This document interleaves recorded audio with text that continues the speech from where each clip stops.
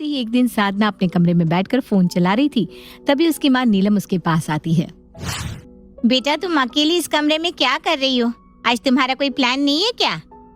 नहीं मॉम, आज मेरा कोई प्लान नहीं है क्योंकि आज मेरी सारी फ्रेंड्स बिजी है बिकॉज मेरे एक दोस्त की शादी है। सभी लोग वहीं पर है। तुम्हारे दोस्त की शादी है इसलिए सब वहाँ बिजी है। अरे जब सब लोग वहाँ है तो तुम यहाँ क्या कर रही हो? तुम भी जाओ अपने दोस्तों के साथ शादी में। नहीं मॉम, मेरा मन नहीं है जाने का।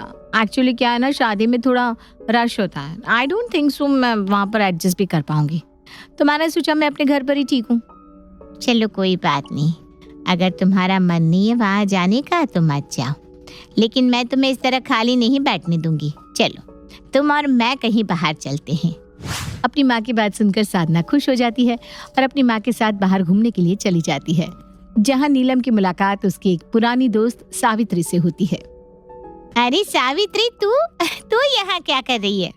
नीलम, यही सवाल तो मुझे तुझसे पूछना चाहिए। तू यहाँ क्या कर रही है? मैं तो यहाँ अपने बेटे के लिए कुछ शॉपिंग करने आई थी। अरे वाह, ये तो बहुत अच्छी बात है। देख सावित्री, ये है मेरी बेटी साधना। साधना, ये मेरी बचपन की दोस्त है सावित्री। नमस्ते आंटी, आपसे मिलकर खुशी हुई। नीलम, सच में तूने आज के जमाने में अपनी बेटी को बहुत अच्छे संस्कार दिए हैं।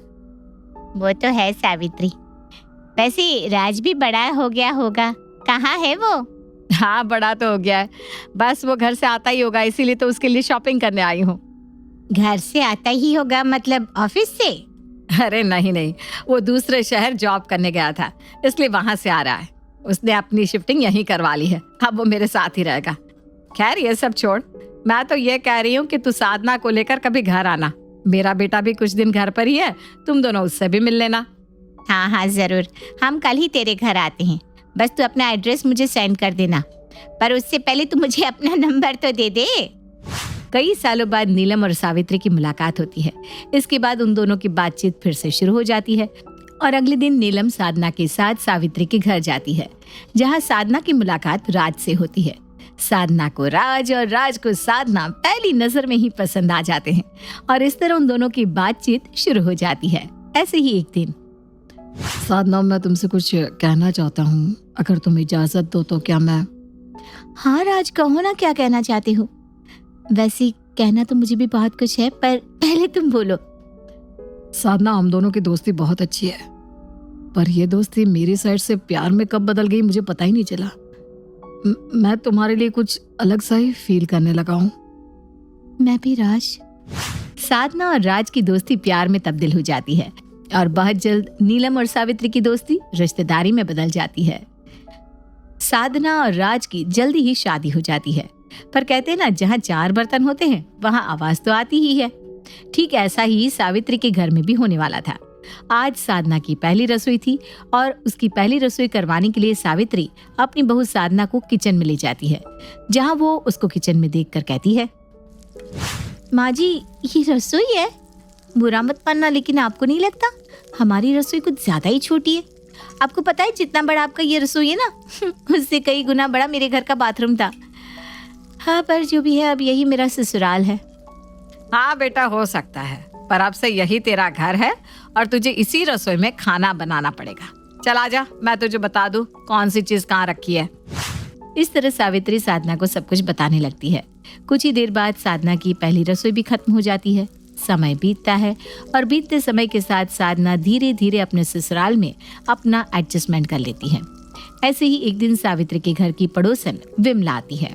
सावित्री, ओ सावित्री, अरे अपने बेटे की तूने शादी कर ली और मुझे बताया तक नहीं। विमला की आवाज सुनकर सावित्री हॉल में आती है। विमला को देखकर वो बहुत खुश होती है। अरे विमला, तू यहाँ कब आई? मैं तब आई जब तेरे कानों में मेरी आवाज आई। ये बता, तूने अपने बेटे की शादी कब की? मुझे बताया भी नहीं। अरे अब तुझे कैसे बताती, तू यहाँ होती तभी तो तुझे पता चलता ना। तू तो अपनी सास के पास गई थी। हाँ ठीक है, अब बहू को भी दिखा दे। विमला की बात सुनकर सावित्री अपनी बहू को बुलाती है। सास की आवाज सुनकर साधना अपनी सास के पास आती है। जी माँ जी, आपने बुलाया? हाँ बहू, मैंने तुझे बुलाया। ये मेरी पड़ोसन और मेरी बहुत अच्छी सहेली है। तेरी शादी में नहीं आ पाई थी, इसलिए अब तुझसे मिलने आई है। नमस्ते आंटी जी, आप यहीं बैठिए, मैं आपके लिए कुछ खाने के लिए लेकर आती हूँ। अरे नहीं बहू, मैं तेरे हाथ का खाना खाने नहीं बल्कि तुझे अपने घर ले जाने आई हूँ। आप मुझे अपने घर ले जाना चाहती है, पर क्यों? बहू ऐसा नहीं पूछते हैं। माँ जी, मैं बस पूछ रही हूँ, एटलीस्ट मुझे पता तो होना चाहिए ना कि मैं कहाँ और किस लिए जा रही हूँ। साधना की बात सुनकर विमला सावित्री की तरफ देखने लगती है। तभी साधना हंसते हुए कहती है, अरे आंटी जी, आप तो सीरियस हो गई, मैं तो मजाक कर रही थी। बताइए कब चलना है? साधना की बात सुनकर सब हंसने लगते हैं। इसके बाद साधना अपनी पड़ोसन सास के साथ उसके घर जाती है, जहाँ वो उसके छोटे से घर को देखकर कहती है, आंटी जी, आपका घर कितना छोटा है। आई एम सॉरी, लेकिन इतना तो हमारा हॉल है। आपको पता है मेरे मायके का हॉल कितना बड़ा है? साधना के मुंह से ऐसी बात सुनकर सावित्री और विमला दोनों ही सन खड़ी हो जाती हैं। बहू ये तू क्या कह रही है? ये मत भूल कि ये हमारा घर नहीं बल्कि पड़ोसन का घर है। आई एम सॉरी माँ जी, पर मैं आंटी के घर के बारे में कुछ नहीं बोल रही हूँ। मैं तो बस बता रही हूँ कि मेरे मायके का हॉल आंटी जी के घर से बड़ा है। चुप कर जा बहू, चुप कर। मानती हूँ तेरा मायका बहुत बड़ा है, लेकिन फिलहाल के लिए चुप हो जा। Low risk equals low returns? Not always. Trade in futures and options today. Open your free Demat account now. Investments in securities market are subject to market risks. Read all the related documents carefully before investing.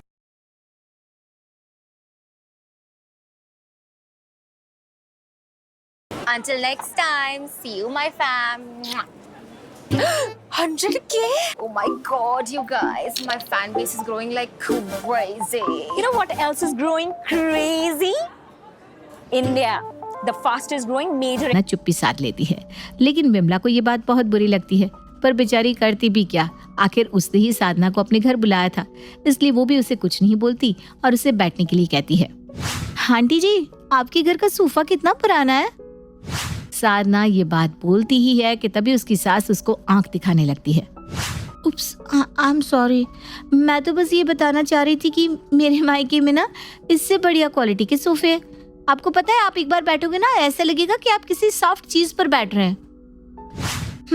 साधना की ये बात सुनकर एक बार फिर विमला को बुरा लगता है और इस बार वो गुस्से में साधना से कहती है, साधना बहू, माना कि तेरा घर मेरे घर से बड़ा है, माना कि तेरे घर का सोफा मेरे घर के सोफे से अच्छा है, लेकिन मेरे लिए तेरा घर नहीं बल्कि मेरा ही घर अच्छा है। तू चाहे कितनी भी अमीर घर से क्यों ना हो, लेकिन ये मत भूल वो अमीर घर अब तेरा नहीं रहा। सावित्री बहन माफ करना, लेकिन आपकी बहू मुंह फट है और इतना कंपैरिजन करती है कि कुछ पूछो ही मत। और आपकी बहू का क्या ही बताऊं, अगर आपकी बहू का यही हाल रहा ना तो मैं लिख कर दे रही हूँ, आपका उठना बैठना हर किसी के साथ बंद हो जाएगा। विमला सॉरी, मेरी बहू की तरफ से मैं तुझसे माफी मांगती हूँ। मेरी बहू में ना थोड़ा सा बचपना है, इसलिए वो कुछ भी बोल जाती है। साधना बहू, चल यहाँ से।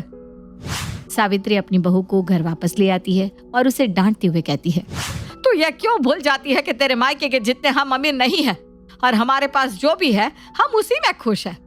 और इसी के साथ मैं तुझे यह भी बताना चाहूंगी कि अब तू मायके में नहीं बल्कि ससुराल में रह रही है, इसलिए तुझे अपने ससुराल के तौर तरीके जल्दी ही अपना लेने होंगे, वही तेरे लिए अच्छा रहेगा। माँ जी, आप सही कह रही हैं, लेकिन मैं किसी को नीचा दिखाना नहीं चाहती। मैं बस ये बताती हूँ कि मेरा मायका कैसा है। सॉरी अगर किसी को बुरा लगा तो। साधना की बात का सावित्री कोई जवाब नहीं देती और वहां से चुपचाप अपने कमरे में चली जाती है। साधना की जो आज हरकत थी उससे सावित्री बहुत नाराज थी और बस इसलिए साधना अपनी सास को मनाने के लिए उसके कमरे में जाती है। माँ जी, आई एम सॉरी ना, मुझे माफ कर दो। पक्का मैं नेक्स्ट टाइम कुछ भी बोलने से पहले एक बार जरूर सोचूंगी। साधना की ये बात सुनकर सावित्री उसकी तरफ देखती है। पक्का ना, तो आगे से ऐसा कुछ नहीं करेगी? हाँ माँ जी, पक्का आगे से ऐसा कुछ भी नहीं करूंगी जिससे हमें किसी चीज की प्रॉब्लम हो। साधना की ये बात सुनकर सावित्री उसको माफ कर देती है, पर तभी साधना अपनी सास का बेड देखती है और कहती है, माँ जी, आपका बेड कितना पुराना हो गया है। आपको पता है मेरे मायके में ना मेरी मॉम का बेड कितना बढ़िया था, पूरा गोल बेड था। मैंने ही पसंद किया था वो बेड उनके लिए। बहू, तो फिर से शुरू हो गई? I am sorry. वो लगता है माँ जी मैं अपनी हरकतों से बाज नहीं आऊंगी। इस तरह साधना अपनी हरकतों से कभी बाज नहीं आती और सावित्री को अपनी बहू को इसी रूप में अपनाना पड़ता है।